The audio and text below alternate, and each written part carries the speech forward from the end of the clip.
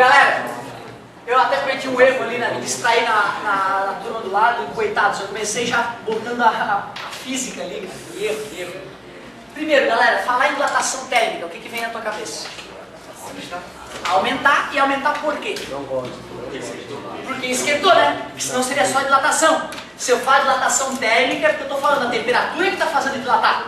E nós já sabemos que temperatura mede a agitação das moléculas. A agitação da molécula, na verdade, é o elétron circulando em volta do átomo, não é isso? Então o átomo mais quente, o elétron fica mais agitado e a eletrosfera cresce. E um átomo é um ente uni, bi ou tridimensional. Claro, assim como a natureza, né? Certo? Ele é uma esfera, se nós formos analisar um átomo de hidrogênio, por exemplo, né? Isolado de qualquer coisa, ele é uma esfera. Quando eu esquento o átomo de hidrogênio, o elétronzinho sacode um pouco mais, ele aumenta assim e aumenta para cima também, né? Fica uma esfera maior. Concorda comigo? Já que o mundo é feito de átomos e o átomo dilata tridimensionalmente quando aquecido, então todas as coisas quando aquecidas dilatam tridimensionalmente. Concorda comigo? Até vocês, quando febril, a tua ossatura fica maior, teu corpo fica maior. Né? Uma coisa que pode parecer absurdo para ti, mas é fato. Se tu estás febril, teu corpo está com as moléculas vibrando um pouquinho mais e tu está levemente maior. Claro? Tudo bem para vocês? Pode parecer um absurdo. Mas essa diferença de tamanho, ela é ridiculamente menor que a diferença de tamanho que tu tem do dia para a noite. É porque eu estou crescendo, professor? Não. Mesmo que tu tenha parado de crescer. Quando eu me levanto à noite, eu começo a achatar os meus discos intervertebrais, concorda comigo? Tem discos, borrachas entre as tuas vértebras. É uma borracha natural muito incrível, né? É uma cartilagem. Ela tem uma capacidade de amortecimento, certo? E quando tu estava dormindo, tu relaxou o teu corpo, esses discos intervertebrais se afastaram. Então, quando tu acorda e te levanta, tu está mais alto do que quando tu vai dormir. Essa diferença, que é uma diferença meio óbvia, né, gente? Isso é uma coisa meio óbvia. Tá isso o dia todo em pé, achatando a tua coluna. Ela vai se acomodando, certo? No final do dia ela está absolutamente comprimidinha, bonitinha. Quando tu deitou na cama, porra, relaxou. Só de ter relaxado, tu cresceu ali. Né? Aí passou a noite inteira relaxadão, uma noite gostosa de sono, vamos supor. No outro dia, quando tu fica em pé, os discos vertebrais não se encaixam perfeitamente como o Lego e fica na mesma posição de antes, né? Elas vão se acomodando ao longo do dia. Dá para entender por que tu é maior durante a manhã do que no final da tarde? Esta diferença sobrepujaria uma diferença em relação à temperatura. Né? Então o cara que está febril, está com 38, comparado com o cara que está 36, esses 2 graus não vai fazer o cara crescer nem 1 milímetro. Precisaria de um super instrumento de medida para perceber isso. Mas tudo bem para vocês? Quando febris, maiores. Tranquilo? Igual. Pô, professor, que idiota, isso não tem nada a ver com a minha vida, né, dilatação? Pois é, falando da febre, realmente não nada a ver. Olha como tu tá febril, que alto que tu tá, né? Não existe isso, certo? Mas olha só como a dilatação é fundamental na vida da gente. Primeiro, chão. Como é o nome desse risquinho mesmo entre os azulejos? Alguém sabe o nome técnico disso? Rejunte. E o nome completo? Rejunte flexível, o nome disso. O nome técnico dessa coisa é rejunte flexível, sabe por quê? Porque se o cara colocar esse azulejo encostado um no outro, basta esperar o verão. Quando chegar o verão, os azulejos vão descolar todos eles. Você vai ter que chamar o pedreiro de novo. A cada estação, tu vai ter que chamar o cara para refazer a cagada que ele fez. Porque o azulejo, que é feito de átomos, como tudo, quando esquenta, dilata. E o azulejo fica maior. Se eles estivessem encostados uns nos outros, o azulejo não ia ter por onde crescer, né? Aquele azulejo cresceu, esse cresceu, todos cresceram, um ia empurrar o outro, e como tem um tamanho finito a sala de aula, um ia espremer o outro, descola os azulejos. Vai dizer que na parede da cozinha de vocês, no banheiro lá, nunca caiu um azulejozinho? Não? Na minha caiu. Aí eu pensei, né? Porra, a argamassa, geralmente a galera culpa a argamassa, né? Ah, não é da quartzolite, é por isso, a argamassa é uma merda. Mas não é, o pedreiro foi ignorante. Quando aconteceu isso, eu fui ver na minha parede, olhei bem de perto e percebi que não tinha o rejunte, não tinha espaço. Não tinha espaço nenhum. Porra, o engenheiro estudou a vida inteira para calcular o espaço entre os azulejos. Aí chega o pedreiro, é muito largo, vou botar fininho, fica mais bonitinho. Porra, aí não dá, né, cara? Aí o azulejo vai dilatar, o engenheiro pediu um certo espaçamento, o pedreiro não obedeceu, começa a cair toda a parede. A sorte é que eu encaixei a geladeira, ficou perfeito. Porque tem que trocar todo o azulejo da cozinha, isso é caro, né? Eu só tenho uma modificada nos móveis, ninguém sabe que atrás da minha geladeira está sem azulejo, certo? Mas o correto o que é? Era o cara ter usado o espaçador que o fabricante mandou, né? Tu vai na loja de material de construção, amigo, vem espaçador para rejunte.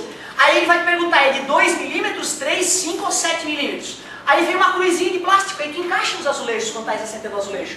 Assim desobedecendo o que o fabricante disse. Ah, realmente, ó, o azulejo do meu banheiro que é pequenininho, o rejunte é fininho. Um azulejo mais grosso, é natural que o rejunte seja maior, porque ele vai precisar dilatar mais, né? Concorde comigo? Ô, professor, lá em casa é porcelanato e não tem rejunte. Mas aqui porcelanato é outro nível. O porcelanato, o alfa, que alfa? Nem falei em alfa ainda, né? O porcelanato, ele possui um coeficiente de dilatação muito menor do que a cerâmica normal. Como a dilatação é nanométrica ou micrométrica, essa dilatação é praticamente nula. E aí tu pode colar um no outro, fica mais limpo, né? Na hora de limpar não fica sujeira no rejunte e dá um acabamento diferenciado realmente. Então, quando não tem rejunte, não é que não dilata, é porque dilata tão pouco que não vai arrebentar os azulejos. Tranquilo? Pode falar. Via de regra. Pode ser, por exemplo, um erro na composição do azulejo, e aí aquele azulejo está rachando ele próprio, mas via de regra, quando aparecem rachaduras numa superfície azulejada, ladrilhada, é em função do erro no espaçamento entre os azulejos. Ou seja, tens que pedir para o teu pedreiro usar o que o fabricante mandou. O fabricante disse para usar rejunte de 4 milímetros, use aquele rejunte. E o rejunte, se tu tirar um pedacinho desse rejunte, tu vê que ele dobra e que dá para espremer ele. O nome justo, né? Rejunte flexível, para ele poder absorver essa dilatação. Mas, pô, nós sobreferíamos sem azulejo nas nossas casas, né? Isso não é absolutamente indispensável, mas tem outros problemas maiores. Como é que é? Sim, a Torre Eiffel, eu calculei, eu falava em 30 centímetros, mas é exagero. Falaram que era 4 centímetros. É um pouco mais, eu acho que a última vez que eu calculei dava uns 17, mas a gente pode calcular depois para garantir, que de cabeça eu não lembro. É verdade, olha só, a Torre Eiffel, como é uma estrutura grande, do inverno para o verão, a dilatação dela é considerável. A tua casa dilata do inverno para o verão, mas tu não fala, nossa, como a casa ficou alta agora. Porque é uma dilatação de menos de 1 centímetro. E a Torre Eiffel também não percebe, porque ela é enorme, então lá de baixo tu não saca quanto ela aumentou. A gente sabe disso devido aos cálculos. Mas, por exemplo, Empire State Building, 100 andares. Pô, amigo, não é que vai crescer um andar a mais, né? É porque cada andar deu uma crescidinha e se tu botar um GPS no topo do prédio, tu vê que cresceu mais de 1 metro, bicho. Do inverno para o verão, o topo do prédio subiu 1 metro de altura, porque os átomos sacudiram mais e dilataram. Beleza? Mas vamos ver a aplicação prática disso na vida da gente para valer? Ponte. Vai lá, faz a ponte e solda os 2 lados da ponte. Vai cair a ponte. Porque no verão ela vai querer crescer. E se ela tiver chumbada de um lado e chumbada do outro, como é que ela vai crescer? Cai a ponte. E só depois da 1000ª ponte caída que alguém vai perceber, né? Porra, o negócio está dilatando, está quebrando por isso. Já perceberam quando vocês passam na ponte? Aí tá lá, o que é aquilo ali? É para ficar feio? É para atrapalhar o carro? Não, né? É um engate metálico para a ponte poder crescer no verão e encolher no inverno sem partir. Toda a ponte tem aqueles engates, por isso, dilatação térmica. A tua postando até uma foto dos engates na página 107. Beleza? Toda a ponte, ou tem vários desses, ou de um lado ela é chumbada e do outro lado tem rolamento para a ponte poder crescer e encolher do inverno para o verão. Olha que viagem, certo? Voltando na página 107, que outra foto te chama a atenção ali? Cara, olha a cagada que o cara fez no trilho do trem. Tu imagina milhões de dólares perdidos por causa de um verão mais quentinho. Porque tu já percebeu que entre os trilhos... Quem é que chamou de trem aí? Levanta a mão. É muito gostoso, né, cara? É muito gostoso levantar de trem. E tem sempre aquele assim, ó. Por que será aquilo, hein? Por que você está fazendo aquele barulhinho? É, porque entre um trilho e outro tem um vão. Por que não encosta um trilho no outro? Porque se esquentar, cada trilho vai querer crescer e a estrada vai ter que se prolongar. Mas a estrada tem começo e fim, né? Então não adianta, tem que calcular qual é a variação de temperatura da região e descobrir quantos centímetros deixa de cada trilho. O cara que fez essa estrada aí, que está na página 107, ele pensou, eu nunca vi fazer 45 graus aqui. Nunca vai fazer 45 graus aqui, é uma região mais fria. Fez o cálculo, não, pode deixar aí 2 centímetros entre os trilhos. Veio um verão bizarro, 40 e poucos graus, um pouquinho acima do 45. Aconteceu o que está na foto. Agora tu imagina o prejuízo para a galera que dependia daquela porcaria daquela estrada de ferro. Quantos anos demora para consertar uma porcaria dessa que está toda torta? Imagina quantas centenas de quilômetros não foram perdidos, certo? Então aplicações absolutamente relacionadas à nossa vida. Quando o cara vai fazer uma viga, vai fazer o concreto, vai fazer o cimento e vai conectar um ao outro, ele tem que saber se eles dilatam igual, né? Porque se não dilatar igual, depois do inverno para o verão, começam a surgir rachaduras em toda a estrutura. Beleza? Olha um fenômeno bem bizarro que aconteceu algumas décadas atrás sobre dilatação térmica. Já estavam falando do famoso acidente da Challenger. Os Estados Unidos foi lançar um foguete, certo? Algumas décadas atrás. E quando se lança um foguete, nós já discutimos, né? É gasto um valor, uma soma bilionária em termos de combustível, basicamente. Fora toda a instrumentação, a tecnologia, as pessoas de ponta que trabalham lá. Então era um lançamento que 8 pessoas iriam participar desse lançamento, inclusive uma professora de ensino médio dos Estados Unidos, que foi sorteada para fazer pesquisa, vários caras top da engenharia e astronautas, $1 bilhão envolvido no processo. Vamos lançar? Vamos lançar. Está atrasado essa porra desse lançamento. Ah, é verdade. Pô, liga para os caras da turbina que hoje está 5 graus mais frio que o esperado, vê se vai dar algum problema. Liga para todo mundo, engenheiro fazendo conta, não, tá tranquilo. Lança. Lançando, trepidação, bum! Explodiu. 8 pessoas mortas e $1 bilhão queimados na hora, certo? $1 bilhão, mais de uma década de atraso em várias pesquisas que poderiam ser utilizadas em nossas vidas. Por que aconteceu a queima deste $1 bilhão e esta morte de 8 pessoas? Foram investigar. É uma situação delicada, óbvio, né? Quando alguém morre vira crime, certo? Então era um lançamento de um foguete. A partir do momento que ele explodiu, virou crime. E aí tranca as portas, todas as centenas de engenheiros que estão no local não vão poder sair aquela noite do local, vão passar por uma investigação absurda até poderem ir para suas casas, mas vão ter que voltar, vão ser indiciados, não sei o quê, é uma merda. Anos depois de pesquisa, coletiva de imprensa, vão explicar por que a Challenger caiu. Aí está lá um engenheiro da NASA, essa borrachinha, ela veda o tanque de combustível, ele estava 5 graus mais frio, e se está mais frio, encolhe, e se encolhe, mais um pouquinho de vibração, vaza o combustível, mata a galera, gasta $1 bilhão. Nossa, que merda! Uma coisa idiota de ensino médio, uma coisa bobinha, a lembrança de que se esquenta, se esfria, a lembrança desse fato, a falta, né, o esquecimento desse fato idiota fez esse atraso científico, né, numa das nações mais poderosas do planeta. Então tu vê, né, desde coisas altamente tecnológicas até o chão da tua casa é altamente dependente de conhecer dilatação térmica. Agora que nós vimos os vários exemplos onde ocorre dilatação térmica, vamos analisar uma situação bem simples. Imagina uma barra bem compridinha com um tamanho L0. Se eu pegar ela e botar ela num forno e esquentar ela depois de aquecida vai continuar com o mesmo tamanho?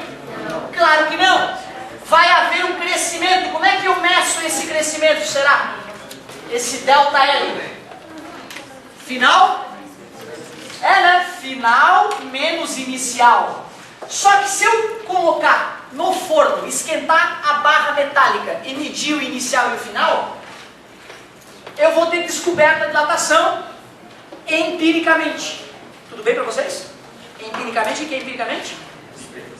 Fazendo um experimento. E aqui na física a gente aceita ficar amarrado a experimento?